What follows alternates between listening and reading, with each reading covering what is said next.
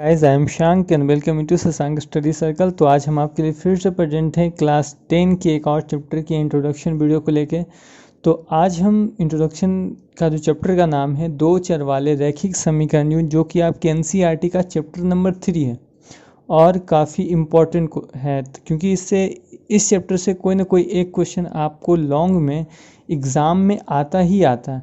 तो चलिए चैप्टर शुरू करने से पहले इंट्रोडक्शन जानेंगे और उसके बाद हम फिर नेक्स्ट वीडियो में चैप्टर की शुरुआत करेंगे। ठीक है, तो यदि अभी तक हमारे चैनल को सब्सक्राइब नहीं किया तो कर लें, क्योंकि हम ऐसे ही स्टडी रिलेटेड वीडियो हम लाते हैं। ठीक है, और लाइक कर दें यदि वीडियो पसंद आएगी तो, यदि नहीं आया तो डिसलाइक कीजिए। और क्या आपको अच्छा लगा, कौन सा पार्ट, वो वीडियो में ज़रूर बताइए। और किस पार्ट आपको समझ नहीं आया वो भी हमें आप कमेंट करें, ताकि हम आगे उस बात का ख्याल रख सकें।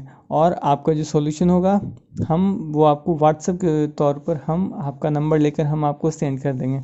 तो चलिए ठीक है, देखिए वीडियो आराम से। तो अभी जो देखिए दो चर वाले रैखिक समय अभी हम 9 क्लास बेसिक से उठाएंगे। ठीक है, 9 से हम 10 की ओर चलेंगे। तो देखिए सबसे पहले इसकी परिभाषा देखें। तो 9th में आपने पढ़ा होगा कि समीकरण ax plus b y plus c के बराबर 0 हो, यदि ऐसा समीकरण हो जहां a, b तथा c वास्तविक संख्या है, यानी जो a दिया है, b है और c है जो वास्तविक संख्या, यानी 1 2 3 4 5 6 ऐसे कुछ संख्या हो, और a कॉमा b यानी a तथा b जो होना चाहिए वो 0 के बराबर नहीं, क्योंकि सोच लीजिए अगर ये 0 हो जाएगा तो 2 ही अंक बचेगा ना। अगर ये 0 फिर भी 2 अंक बचेगा तो ये दो चर वाला रैखिक समीकरण रहेगा ही नहीं। ठीक है, तो a तथा b जो होना चाहिए वो 0 नहीं होना चाहिए। तो कहता है दो चर वाला रैखिक समीकरण कहलाता है। एग्जाम्पल के तौर पर यदि हम देखें तो यदि ऐसा लें 0x प्लस 3y प्लस 3 बराबर 0। अब बताइए यहाँ x का अस्तित्व तो खत्म हो गया, तो क्या हम इसे दो चर वाला रैखिक समीकरण कहेंगे? नहीं। या फिर कहीं ऐसा रहे 2x प्लस 0y प्लस 6 बराबर 0। यहाँ देखें बीच वाले ने जो y है वो गायब हो गया है। ठीक है, यहाँ x गायब था, यहाँ y गायब है। तो देखिए यहाँ जो संख्या थी वो तो गायब है, तो ये दो चर वाला संख्या रहा ही कहाँ? देखिए जहाँ चर था x था y है, यानी आपको दोनों प्रेजेंट होना चाहिए, x भी और y भी। इसकी जगह कुछ पी क्यू भी रह सकता है, ऐसा कोई बात नहीं है। तो यहाँ क्या है, x है लेकिन y गायब है, यहाँ x गायब था लेकिन y है। तो जब तक यानी दोनों रहना चाहिए तभी हम उसको क्या कहेंगे, दो चर वाले रैखिक समीकरण कहेंगे। चलिए, और एक चीज़ आपको 9th क्लास में आपने पढ़ा था कि दो चर वाले रैखिक समीकरण के हलों की संख्या अनगिनत होती है, यानी उसके जो हल होंगे तो अनगिनत होते हैं। ठीक है, चलिए तो सबसे पहले उसको देख लेते हैं एक बार क्या वो कहना चाहता है। चलिए, तो यहाँ हम लिखा है कि x तथा y का वे मान जो समीकरण ax plus b y plus c को संतुष्ट करते हैं समीकरण के हल कहलाते हैं। यानी यहाँ जो हल है वो हल है क्या भाई? तो जो मान इस समीकरण को संतुष्ट करता है उसे हम समीकरण का हल कहते हैं। इस तरह एग्जाम्पल में हमने लिया है 2x प्लस वाई बराबर 7। तो देख लें, इसको हम ऐसा लिख सकते हैं, यदि y को इधर छोड़ दें तो 7 माइनस 2x।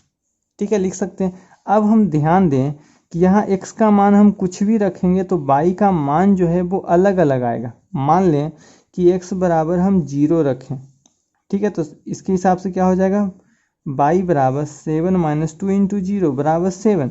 यदि हम x बराबर 1 रखते हैं तो y बराबर हो जाता 7 माइनस 2 इंटू एन, 7 में से 2 गया 5। यानी अलग अलग x के मानों पर y का जो मान है वो अलग अलग आएगा।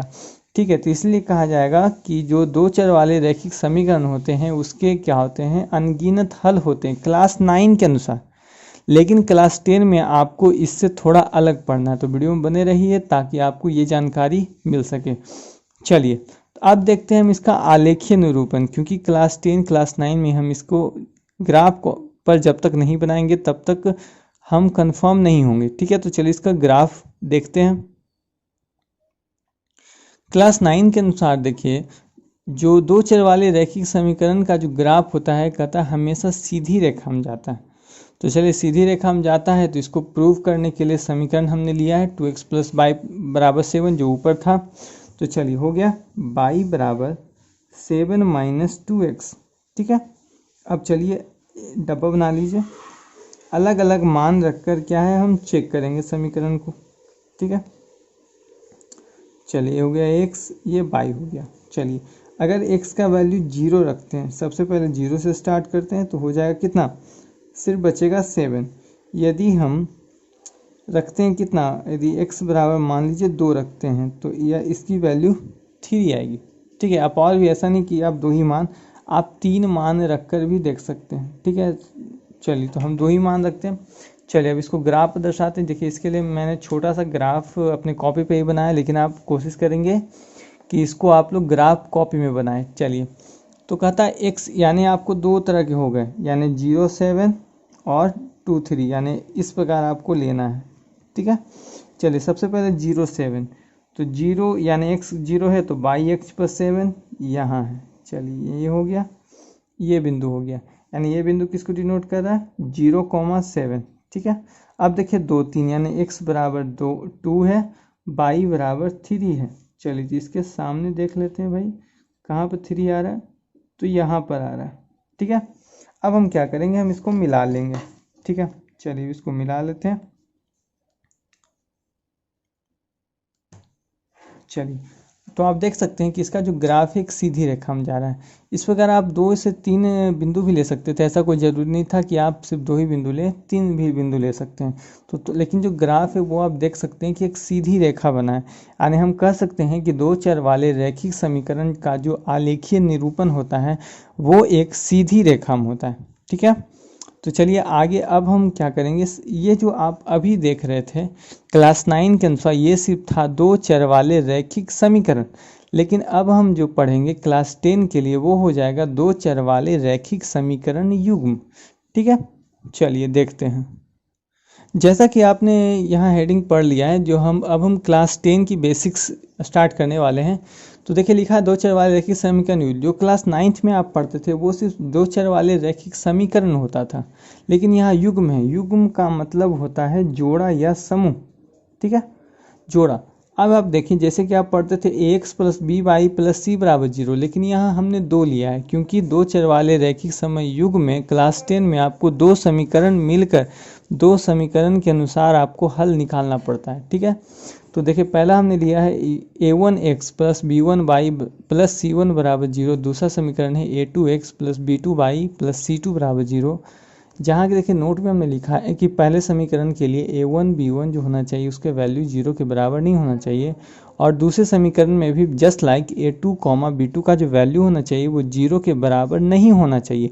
अगर ये वैल्यू 0 हो जाएगा तो हमारा जो एक चर है वो खत्म हो जाएगा।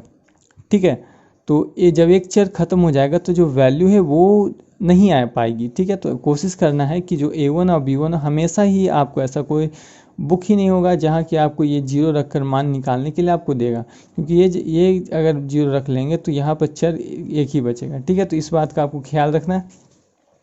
चलिए तो नीचे उसके बाद दिया हुआ है कि 2 चर वाले रैखिक युग्म की हल की संख्या, यानी क्लास 9 में आपने पढ़ा कि 2 चर वाले जो रैखिक समीकरण होते हैं, सिर्फ समीकरण युग्म नहीं, यानी 2 चर वाले रैखिक समीकरण के अनेक हल होते हैं, लेकिन जहाँ युग्म की बात आ जाएगी, यानी यहाँ देखिए लिखा हुआ है 2 चर वाले रैखिक समीकरण युग्म के हलों की जो संख्या होती है वो 3 होती है। देखिए 3 कौन कौन है, पहला है अनेक हल, दूसरा है कोई हल नहीं, और तीसरा है अद्वितीय हल। अद्वितीय हल को एक हल भी कहा जाता है। ठीक है, चलिए तो देखते हैं इसका ग्राफीय निरूपण क्या होता है। चलिए आपके सामने देखिए 3 पिक्चर हाईलाइटेड हो रही है। सबसे पहली जो आपको पिक्चर दिख रही है वो अनेक हल के लिए है, यानी अनेक हल के लिए जो ग्राफ होता है, यानी यहाँ a1x + b1y + c1 और a2x + b2y + c2 का जो मान है वो जो मान है एक ही लाइन पर दोनों रेखाएं मिल गई है, यानी एक ही रेखा में दोनों रेखाएं समा गई है, और यहाँ प्रत्येक बिंदु एक दूसरे से एक ही लाइन पर टच हो रही है। यहाँ यानी इस लाइन के अंदर ये दोनों समीकरण है। ठीक है, इसीलिए इसको हम अनेक हल कहते हैं, क्योंकि देखिए दोनों बिंदु यानी दोनों लाइन जो है एक ही रेखा पर कई बिंदु से टकरा रहा है। ठीक है, तो इसको हम कहते हैं संपाती। क्या कहते हैं? संपाती। आपसे कोई पूछ सकता है कि अनेक हल का जो ग्राफ होता है वो कैसा होता है, तो आप क्या बताइएगा? संपाती होते हैं, मतलब एक ही लाइन पर मिले होते हैं।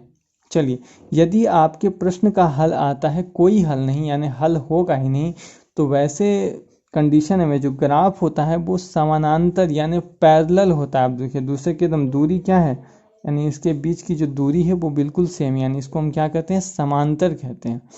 और जस्ट लाइक आप तीसरा देखें तो तीसरा जो ग्राफ आपको दिख रहा है ये अद्वितीय हल यानी एक हल। आप जानते हैं ग्राफ यानी तभी वैल्यू निकलता है जब दो बिंदु आपस में टकराते हैं, और जिस बिंदु पर टकराते हैं उसी ग्राफ, यानी अगर मान लीजिए कि कोई ग्राफ ऐसे दिया हुआ है, ठीक है, ये ग्राफ ऐसे टकराया, ठीक है, तो जिस बिंदु पर टकराया तो नीचे का बिंदु x, ऊपर का बिंदु y का हल। यदि नीचे टकराया, जैसे देखिए इस समीकरण में नीचे का जो बता रहा होगा वो y का हल होगा, ये जिसके सामने टकरा रहा है तो x बिंदु यहाँ, यानी यहाँ पर जो बिंदु होगा तो वो x होगा, यहाँ पर जो बिंदु सामने होगा वो y का हल होगा। ठीक है, तो यहाँ आप देख सकते हैं कि जो हल है वो एक ही है, क्योंकि जो बिंदु पर टकरा रहा है वो एक बिंदु पर ही टकरा रहा है। ठीक है, यानी इस प्रकार जो समीकरण का हल होगा वो एक होगा, ऐसे भी हम पहचान रहे। और यह जो रेखा होगी एक दूसरे को प्रतिच्छेद करेगी। ठीक है, प्रतिच्छेद करेगी, जैसा कि आप देख रहे हैं।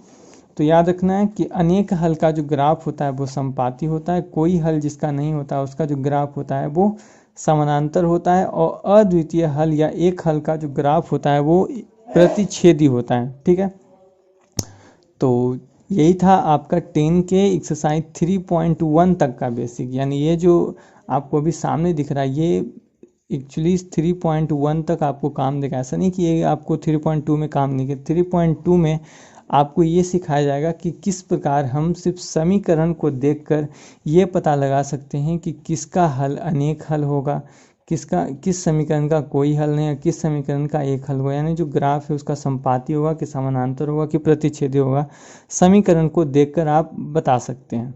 ठीक है, तो चलिए मिलते हैं नेक्स्ट वीडियो में, तब तक के लिए धन्यवाद। जय हिंद।